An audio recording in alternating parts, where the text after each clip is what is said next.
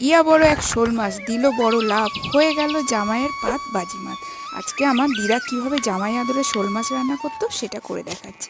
প্রথমে শোল মাছ লবণ হলুদ সর্ষের তেল মাখিয়ে রেখে দেবো, দিয়ে তারপর সর্ষের তেল গরম করে সুন্দর করে মাছগুলো ভেজে নেব। তারপরে একটা শিলনোড়াতে দিয়ে দেবো কিছুটা পরিমাণ কাঁচা লঙ্কা, রসুন, আদা আর সর্ষে দিয়ে ভালো করে খুব সুন্দর করে পেস্ট করে নেব।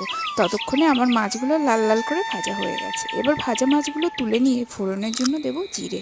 আর আমার দিদার সিক্রেট হচ্ছে কাঁঠালের দানা আর আলু লম্বা লম্বা করে কুচি করা। তার মধ্যে লবণ হলুদ লঙ্কার গুঁড়ো দিয়ে একটু জল দিয়ে ভালো করে কষিয়ে নেব। নিয়ে তার মধ্যে দিয়ে দেবো সামান্য জল, দিয়ে এরপরে দিয়ে দিচ্ছি ভেজে রাখা শোল মাছ আর দিয়ে দেবো বাটা মশলাটা। দিয়ে একটু ফুটে উঠলেই ঝোলটা গাঢ় গাঢ় হয়ে গেলে তার মধ্যে দিয়ে দেবো চেরা কাঁচা লঙ্কা। তো আমার দিদার হাতে রান্নাটা তৈরি হয়ে গেল। আমার দিদা এইভাবে জামাইকে ইয়া বড় এক শোল মাছ দিল বড় লাভ।